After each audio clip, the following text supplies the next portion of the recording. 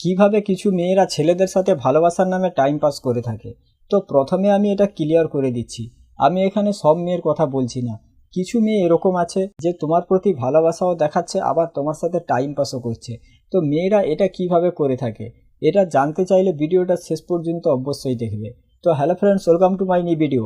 তো red flag number 1, সে তোমাকে তার লাইফে প্রয়োজন হিসেবে রেখেছে। হয়তো তার ফাইন্যান্সিয়াল কোনো প্রবলেম বা সে তার ইমোশনাল নিড পূরণ করার জন্য তোমার সাথে কথা বলছে।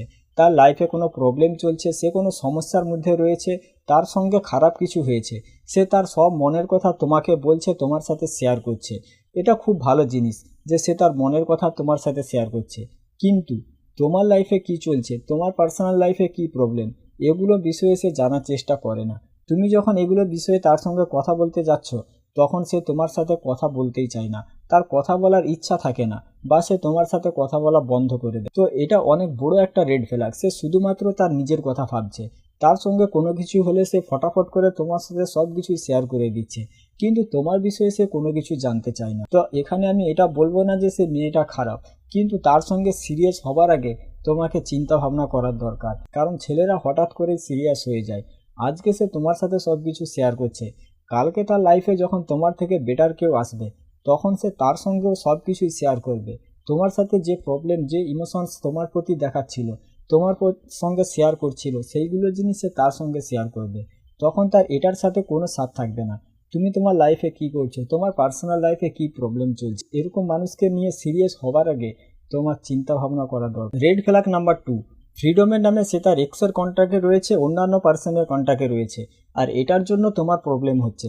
তুমি তাকে বারবার বলছো, তাকে বারবার বুঝাচ্ছ, কিন্তু যখনই তুমি তাকে বোঝানোর চেষ্টা করছো, তখন সে তোমার উপরে দোষ চাপিয়ে দিচ্ছে। তোমাকে বলছে তুমি আমার আনন্দ দেখতে পারো না, তুমি আমাকে ফ্রিডম দাও। অন্যান্য মানুষের কন্ট্যাক্টে থাকা এটা কোনো খারাপ জিনিস নয়, কিন্তু যদি কোনো একটা ব্যক্তিকে নিয়ে রিলেশনের মধ্যে প্রবলেম হচ্ছে, রিলেশনের মধ্যে সন্দেহ চলে এসেছে, সেখানে তোমার প্রিয় মানুষটার তোমার চিন্তা ভাবনার সম্মান করার দরকার। কারণ একটা তৃতীয় ব্যক্তির জন্যই সম্পর্ক নষ্ট হয়ে যায়।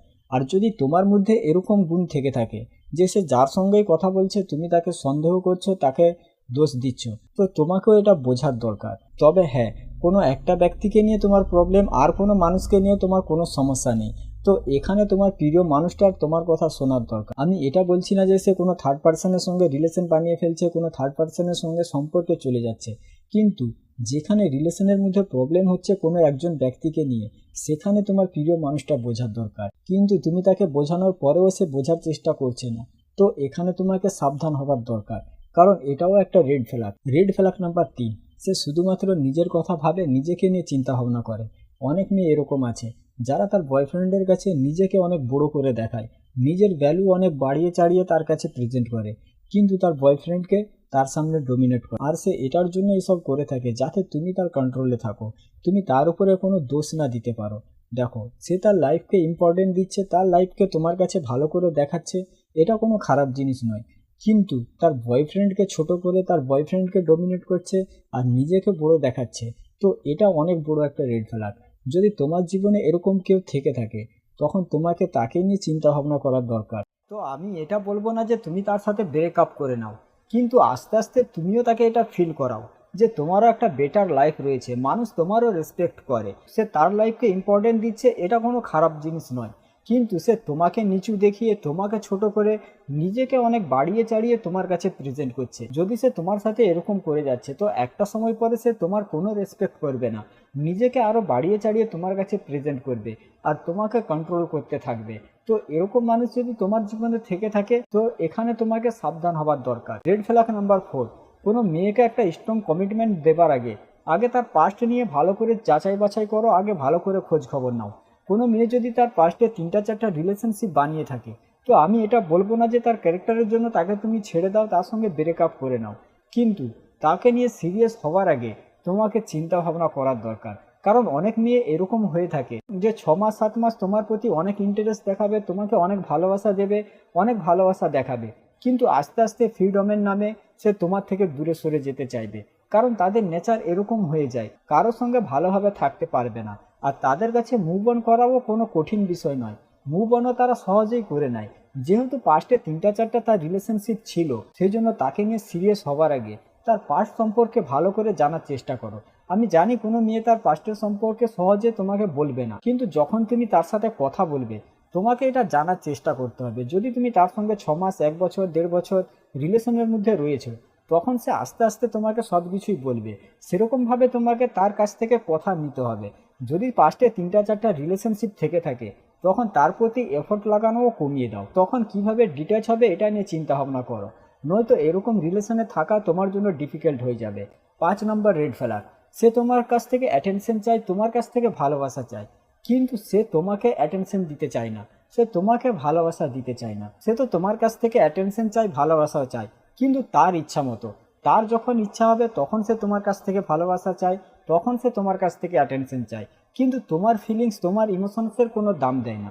যেরকম ধরে নাও 2-3 দিন তার মাইন্ড খুব ভালো রয়েছে, সে তোমার সঙ্গে খুব ভালো করে কথা বলছে, তোমাকে খুব অ্যাটেনশন দিচ্ছে, তোমার কাছ থেকেও অ্যাটেনশন চাইছে, কিন্তু 2-3 দিন পরে সে তোমাকে ইগনোর করতে শুরু করে দিচ্ছে, তার তোমার সঙ্গে কথা বলার ইচ্ছা নেই। কিন্তু তুমি সেই একইভাবে তাকে অ্যাটেনশন দিয়ে যাচ্ছ, তাকে ভালোবাসা দিয়ে যাচ্ছ, কিন্তু সে তোমাকে অ্যাটেনশন দিচ্ছে না, সে তোমাকে ভালোবাসা দিচ্ছে না। তো এটা অনেক বড় একটা রেড ফ্ল্যাগ, কারণ তখন সে শুধুমাত্র তার নিজের কথাই ভাবছে, তোমার কথা ভাবছে না। সে শুধুমাত্র এটাই ভাবছে যে তার ইমোশনাল নিড কিভাবে পূরণ করবে।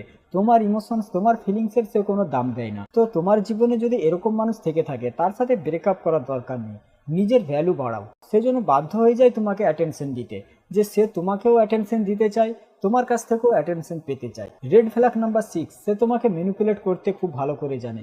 যেরকম ধরে নাও সে কোনো ভুল করছে, কিন্তু যখন তুমি তাকে তার ভুল দেখাচ্ছ, তুমি তাকে বলছো যে তুমি এটা ভুল করেছো, এটা তোমার ভুল হয়েছে, তখন সে ঘুরিয়ে তোমার উপরে দোষ চাপিয়ে দিচ্ছে। তুমি হয়তো কোনো সময় একটা ভুল কাজ করেছিলে, কিন্তু যখনই তুমি তাকে তার ভুল দেখাচ্ছ, তখনই সে তার ভুল সে স্বীকার করতেই চায় না, অ্যাকসেপ্টই করে না তার ভুল।